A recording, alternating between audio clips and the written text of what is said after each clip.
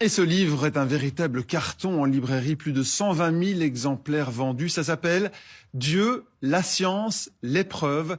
Il est écrit par Michel-Yves Bolloré et Olivier Bonnassy, qui sont tous les deux avec nous. Bonjour Monsieur Bolloré. Bonjour Olivier. Bonjour Monsieur Bonnassy. Bonjour. Merci d'être là pour évoquer ce livre et le succès. Comment est-ce qu'on explique 120 000 livres vendus, 120 000 exemplaires? Je ne sais pas si vous vous y attendiez, mais c'est quand même pas mal au niveau de l'édition. Écoutez, finalement, c'est assez compréhensible parce que la question de l'existence de Dieu, le livre ne parle ni de religion ni de foi, c'est uniquement la question de savoir s'il existe un grand horloger derrière cette magnifique horloge qu'est l'univers. Eh bien, je pense que cette question, au fond, finalement, toute personne doit se la poser au moins une fois dans sa vie. D'autant plus qu'elle est liée à une question qui intéresse directement les gens, c'est de savoir s'il existe une vie après cette vie. Voilà, et ça touche les gens de savoir. Évidemment, si Dieu n'existe pas, il n'y a pas de vie après cette vie, c'est bien clair. Et par contre, si Dieu existe, s'il existe un Dieu créateur, eh bien, il y aura sans doute une vie après cette vie. Donc finalement, c'est une question qui touche les gens. La deuxième raison, je pense, du succès, c'est qu'en fait, finalement, au fond, maintenant, les gens sont très partagés. En France, on a vu qu'il y avait grosso modo 50 ou 51% des gens qui ne croient pas en Dieu, donc grosso modo 45 ou un peu plus qui croient à l'existence de Dieu. Donc finalement, les gens sont très partagés. Comme ils sont partagés, ils sont un peu perdus. Est-ce que l'objectif de ce livre, c'est de dire, nous on croit en Dieu et on a envie de montrer scientifiquement qu'il existe? C'est le postulat de départ de votre travail ou pas? Non, ce livre est une enquête. Il n'y a pas de thèse ou de postulat au départ. Il y a une enquête qu'on essaie de mener. Alors comment cette enquête se pose? En fait, c'est assez simple. Dans un passé un peu lointain, en fait, tout le monde croyait en Dieu sur toute la surface de la Terre dans tous les siècles. Parce que les gens, en voyant l'univers, en étant émerveillés devant sa beauté, sa grandeur, puis toutes les preuves liées à la philosophie, à la morale, à la révélation, ont fait que c'était unanime. Peu importe le Dieu. Oui, voilà, les gens n'étaient pas d'accord sur quel Dieu, mais tout le monde était d'accord pour dire qu'il y avait un Dieu et l'athéisme était quelque chose de très rare. Jusqu'à ce que la science moderne devienne, depuis Copernic jusqu'à Freud, en passant par Galilée, Laplace, Darwin, il y a eu toute une série d'avancées de la science qui ont semblé expliquer le monde autrement, sans avoir besoin de recourir à Dieu. Et ça a donné un courant matérialiste très puissant qui a dominé le XXe siècle. Mais en fait, ce qu'on a constaté dans ce livre, c'est que la science s'est retournée. Il y a un retournement, c'est-à-dire que depuis le basculement du 19e au 20e siècle, il y a toute une série de découvertes qui ont conduit à remettre beaucoup de choses en cause, en montrant en particulier qu'il y a un début, très certainement, au temps, à l'espace et à la matière. Donc s'il y a un début au temps, à l'espace et à la matière qui sont liés, comme Einstein l'a montré, c'est qu'il y a une cause à tout ça qui est ni temporelle, ni spatiale, ni matérielle, qui a eu la puissance de tout créer et qui a tout réglé pour que les atomes, les étoiles et la vie complexe soient possibles. Ça pose la question, qu'est-ce qu'il y avait avant l'univers? Qu'est-ce qu'il y avait avant la création de l'univers? L'univers est-il apparu? Ou alors a-t-il été créé? C'est un peu ça l'objet de votre livre. Voilà, ça veut dire qu'il a été créé, en fait.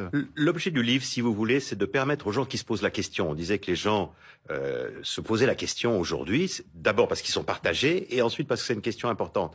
Eh bien, justement, nous avons voulu que les gens qui se posent la question disposent en un livre, en un seul volume, dans un langage très accessible, mais néanmoins avec des données très exactes, de toutes les données possibles pour qu'ils se déterminent. Parce qu'au fond, ce qu'il faut, c'est que les gens soient libres. Nous, on est pour que les gens soient libres, mais s'ils veulent se déterminer sur cette question, il faut qu'ils soient informés. Voilà, donc en lisant ce livre, je pense qu'ils sont informés. Après, chacun choisira ce qu'il voudra, il croira ce qu'il voudra. Et en effet, on peut reconnaître à ce livre d'être didactique, d'expliquer les choses relativement clairement.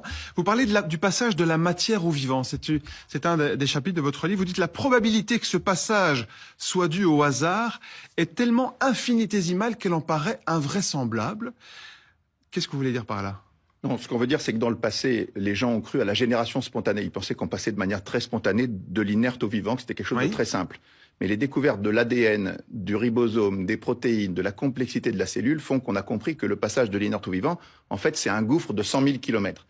Ce gouffre, il a été franchi puisqu'on est là. Oui. Mais ce qu'on peut établir de manière certaine, c'est que c'était très improbable. Il a fallu des plots, si vous voulez, entre notre rive à nous et la rive de l'inerte. Il a fallu des plots extrêmement nombreux et très improbables pour qu'on puisse être là.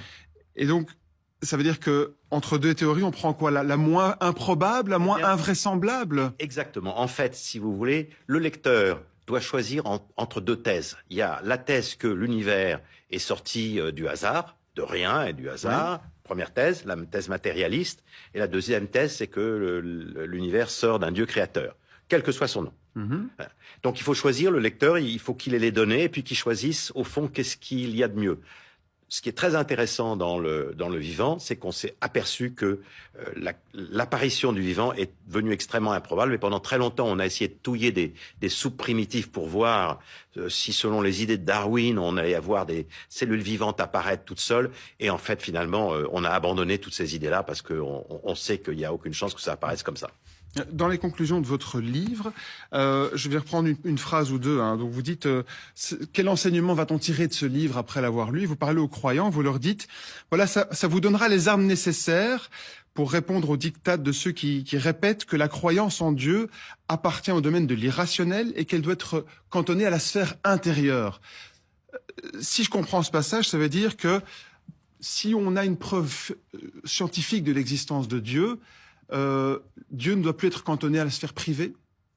Non, c'est pas tout à fait ça. Okay. Ce qu'on veut dire simplement, c'est que, encore une fois, ce livre a une seule question. Est-ce qu'il existe un Dieu créateur? Il y a un seul angle, c'est la rationalité. On examine à travers le livre une douzaine de domaines qui sont tous indépendants. Et notre conclusion à nous, mais après chacun appréciera, comme disait Michel Yves, c'est que à chaque fois qu'on ouvre un dossier et qu'on se pose la question de manière informée, la conclusion la plus naturelle, c'est la thèse Dieu existe est beaucoup plus rationnelle que la thèse inverse. Et donc, notre impression, après chacun jugera, c'est qu'il y a un faisceau de preuves qui sont fortes, convergentes, rationnelles, indépendantes, qui à la fin vous donnent, à notre avis, une conclusion assez nette. Après, les conclusions qu'on en tirera, si Dieu existe, après, il faut se poser la question de qui il est. C'est une autre question qui est pas dans ce livre, mais qui est nécessaire. Et puis après, il y a plein de conséquences, bien sûr. Mais nous, on est limité. C'est l'étape suivante. Voilà, nous, on est limité. Voilà. Peut-être un jour. La croyance en Dieu, c'est pas justement une affaire intérieure de soi à soi? Alors, d'une certaine façon, on peut dire que il y a deux manières d'aborder la question de l'existence de Dieu. Il y a bien entendu tout ce qui est la sphère intérieure. Et on a trop remis les gens en disant, au fond, ce qui est rationnel, c'est la science et de ne pas croire en Dieu. Ce que nous montrons dans ce livre, c'est qu'il y a deux croyances. Le matérialisme est une croyance. Les gens ne s'en rendent pas bien compte. Les matérialistes sont des gens qui croient. Et ils croient à plein de trucs, en fait. Ils croient que, par exemple, l'univers n'a jamais eu de début. Parce que pour eux, un début à partir de ex nihilo, à partir de rien, c'est pas possible. Bon, donc en fait, le matérialisme est une croyance. Ce que nous montrons, je pense, dans ce livre, c'est que maintenant, cette croyance, au fond, elle est devenue relativement irrationnelle. Et c'est l'objet de ce livre qui s'appelle Dieu, les sciences, la preuve, l'aube d'une révolution